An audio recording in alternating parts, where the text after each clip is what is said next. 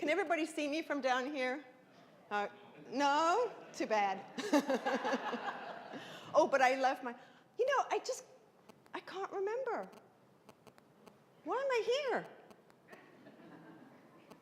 Why am I here? Because I'm fun? Why are you here? Same reason. Huh. The question, why am I here, is probably the one question that's been asked by every single person who's ever lived. Why am I here? What the heck are we doing here anyway? What is your purpose? Why are you here? Well, that's what we're going to talk about today. Let me ask you this. How many of you feel that you really, really, really know what your purpose is and that you're on your way to fulfilling it? Great. And how many of you have a vague idea of what your purpose is, and you're not quite sure, you'd like to have a little more clarity about that? Okay?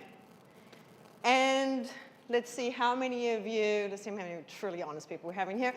How many of you have no clue what your purpose is? Come on, let me see. We're here to have fun and to learn. First thing is we want to know where we're at. Today, the objective of what I'm going to do here today is, number one, to help those of you who need a little more clarity as to what your purpose is and what you want to, how to find a little bit more meaning in your life. I'd like to give you some tools that'll help you gain a little bit of clarity. The other thing I want to do is for those of you who do have some idea, or maybe a huge amount of idea, you know that you're on purpose, perhaps give you a little bit more insight to how to manifest that purpose in your life right now. Because the truth of the matter is that our purpose, just like the way we express it, the way we go about achieving it, the meaning of our lives, often needs to evolve and change because we constantly are having new information. We grow as we grow and change, and our skills evolve and develop, and different things happen to us. We have different ways of doing it, and if we don't grow and change and everything just stays the same, we're probably not as much on purpose as what we were when we had that aha moment. So hopefully I'll be able to help you get a little bit more insight and give you some momentum, some energy into taking the next steps, into doing the next thing. Because there's one thing knowing your purpose, but there's another thing living your purpose. So if we truly want to be on purpose in our lives, we have to be living it. And there's so many different ways that you can express your purpose in your life and help make this world better. And that's what we're all here for.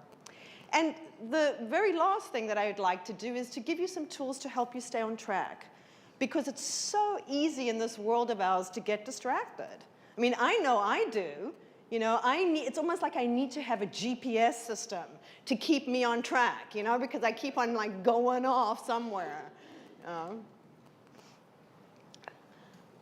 So, as I mentioned, your purpose evolves. This purpose is going to evolve over time. The more information you get, and as you grow and change. And your life, what you'll find for those of you who feel like your purpose is really vague or you're not quite sure what it is, what you'll find is that your whole life is filled with clues about where you can find that meaning, where you can get that.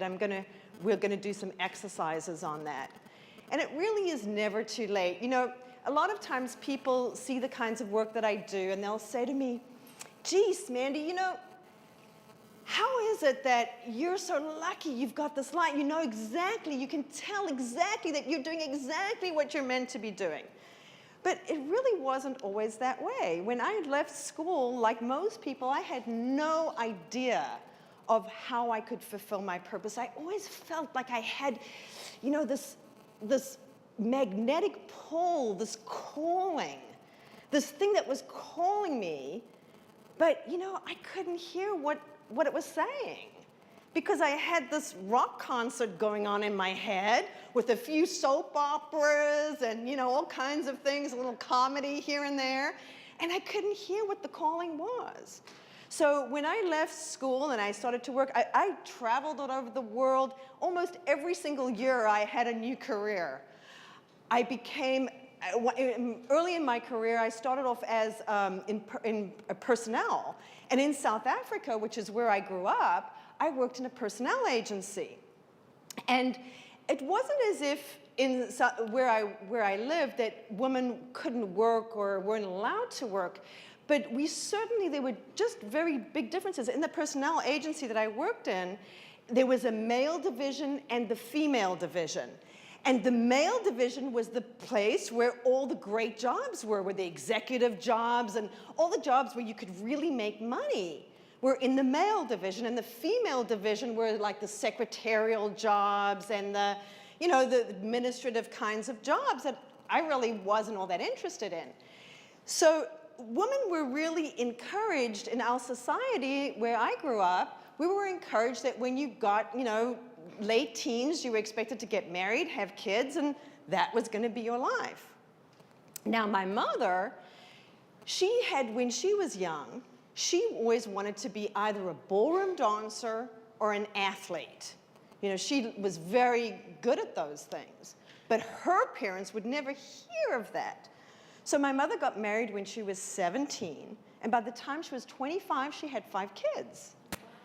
Now, my mother was not cut out. I mean, I love my mother, but she was not cut out for, you know, the domestic life. And that was a really good lesson for me because I could tell that, you know what, that was not for me either. So she was a really good role model in that I could tell this was not what I wanted, right?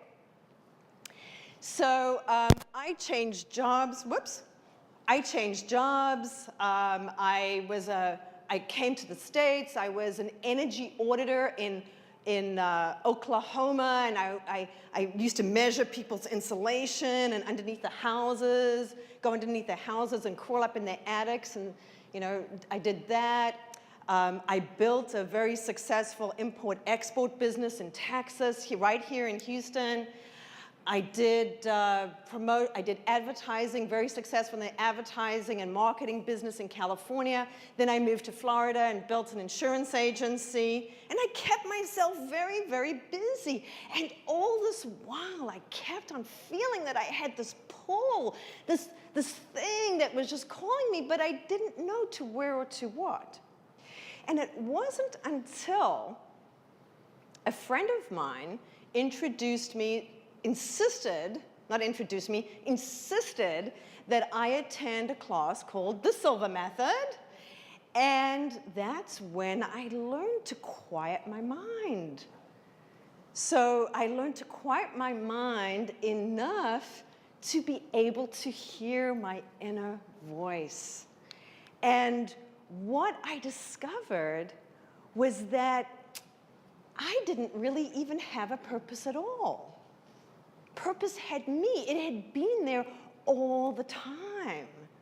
Because looking for your life purpose is what the author C.S. Lewis called the mouse's search for the cat.